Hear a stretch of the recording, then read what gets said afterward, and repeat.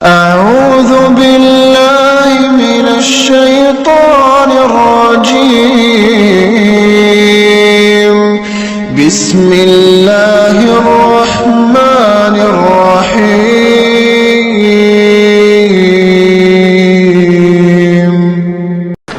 اور ایک سلجوقی خاندان ہے ترک، ان کا باپ سلجوق مسلمان ہوا. محمود غزنوی اور سلجوق کا دور ایک ہے. سلجوق کی اولاد میں ایک بادشاہ ہے الپ ارسلان. اللہ نے اس کے ذریعے سے اپنے دین کو عزت بخشی اور اہل ایمان کو عزت بخشی. یہ اپنے سرکاری دورے پر نکلا ہوا ہے.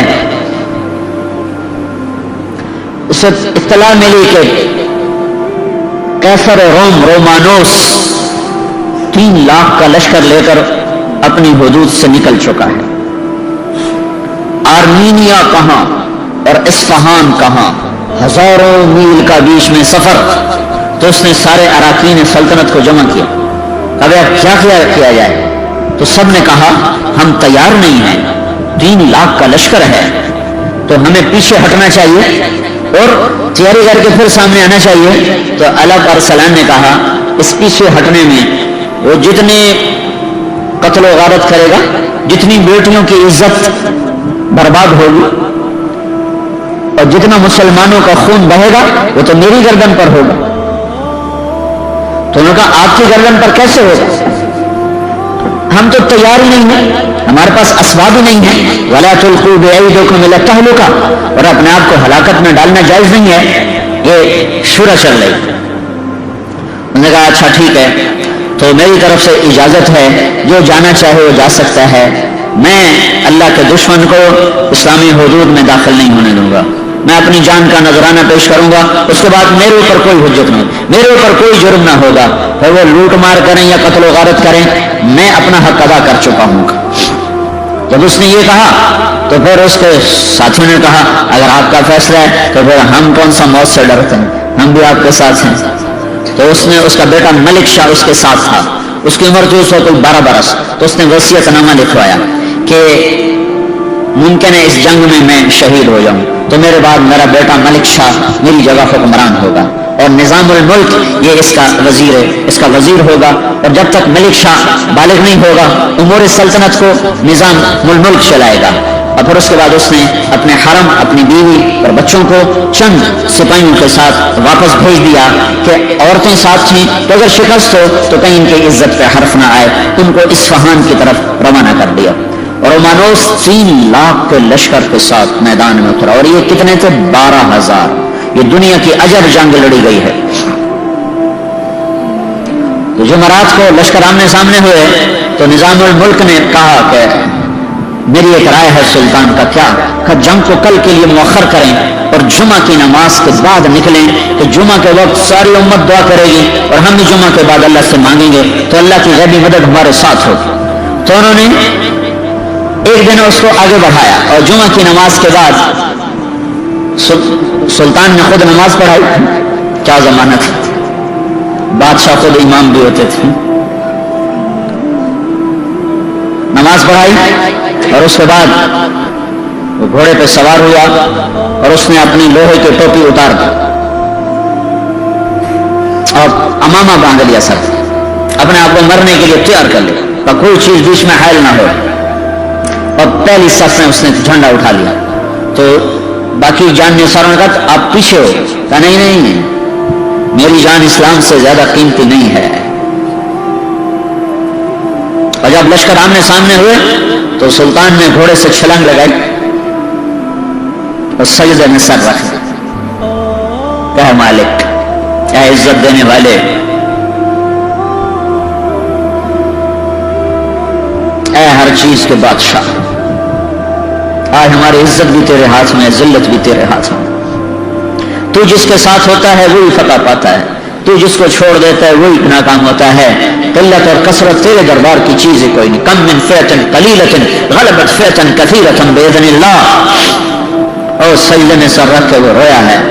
اب اس نے کہا میں سلطان نہیں ہوں، میں ایک سپاہی ہوں، میں مارا جاؤں تو میری وجہ سے بھاگنا نہیں، آخر تک لڑتے رہنا اور مرتے رہنا، تاکہ ہم اللہ کے دربار میں سرخرو ہو کے پہنچیں۔ زمین و آسمان اش اش پکار اٹھے، دنیا نے عجب نظارے دیکھے، جرأت کے، دلیری کے، جان نثاری کے، اللہ پر مر مٹنے کے، اللہ اس کے رسول کے عشق و محبت کے۔ عاشق ہمیں عشق کماویں، دل رکھیں وانگ پہاڑاں ہو، سہ سہ بدیاں ہزار علامیں، کر جانے باغ بہاراں ہو، منصور جائے چک سولے جتے، جڑے واقف کو لے سراراں ہو، سجدیں سر چاہیں نہ باہو، توڑے کافر کہن ہزاراں ہو، عاشق سوئی حقیقی جڑا، قتل معشوق دے مننے، سر نو جوڑے تے مکھ نہ موڑے، بھਵੇਂ 100 تلواراں کھنے، سچا عشق حسین دا باہو، سر دتے تے راز نہ بھنے۔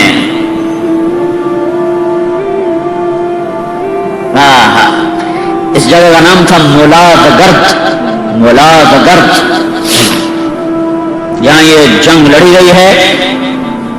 ینصرکم اللہ فلا غالب لکم، ینصرکم اللہ فلا غالب لکم، میں تمہاری مدد کروں تو کوئی تم پہ غالب نہیں آ سکتا۔ وَإِن يَخْذَلْكُمْ، اگر میں ہی چھوڑ دوں، اگر میں ہی چھوڑ دوں، فَمَنْ ذَا الَّذِي يَنصُرُكُم مِّن بَعْدِهِ، وہ کون ہے جو تمہاری مدد کرے؟ ٹکرا گئے حق و باطل، صلیب و ہلال، عجب جنگ ہوئی ہے۔ اب میرے اللہ کا غیبی نظام چلا ہے، ادھر جنگ نے اپنی آگ کو بھڑکایا، ادھر اللہ نے سورج کی آگ کو تیز کر دیا، اور کیسر روم جو اپنے لشکر لڑا رہا تھا اس کو اتنی شدید گرمی لگی کہ اس کو میدان جنگ میں ٹھہرنا مشکل ہو گیا۔ اس کے اوپر چھاؤں سایہ، اور اس کو ہوا دینے کے لیے 7 کنیزیں کھڑی ہوئی ہیں، اور 3 لاکھ آدمی ساتھ تھا، 1 لاکھ 7 مزدور کارندے اور 2 لاکھ لٹیرے آئے ہوئے تھے کہ جب فتح ہو جائے گی تو پھر ہم لوٹ مار کا بازار گرم کریں گے۔ لہذا ان کو شکست کا کہیں تصور نہیں تھا، تو اس کو لگی شدید گرمی، تو پیچھے ہٹا، گرمی سے بچنے کے لیے اپنے خیمے کی طرف ہٹا۔ جب وہ پیچھے چلا ہے تو اللہ تعالیٰ نے رومیوں کے دل میں ڈالا کہ ہمارا بادشاہ بھاگ گیا، ہمارا بادشاہ تو فرار ہو گیا۔ بس یہ خیال آنا تھا کہ رومی لشکر کے پاؤں اکھڑے اور وہ بھاگے۔ 12,000 3 لاکھ سے کہاں تک ٹکر لے سکتے تھے؟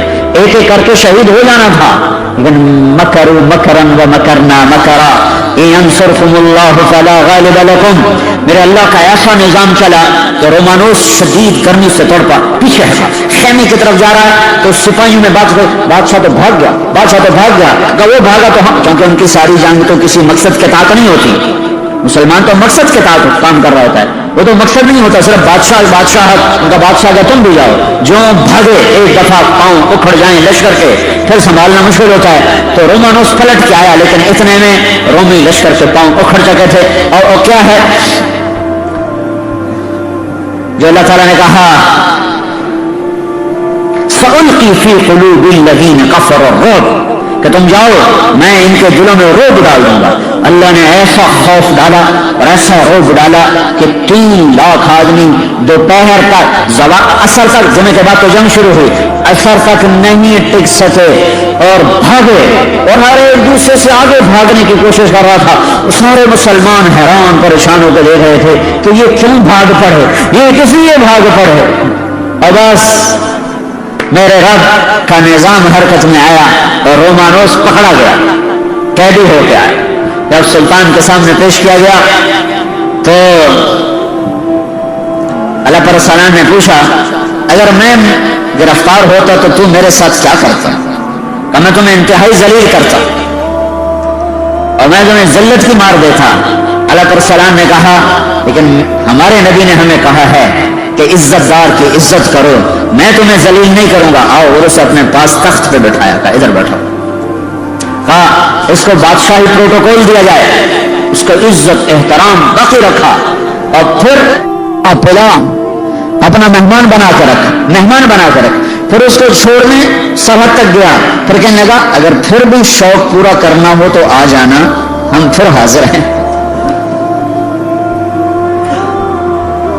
اس نے کہا میں بھی پھر حلال کا نہیں ہو اگر میں تیرے جیسے انسان کے سامنے تلوار اٹھاؤں.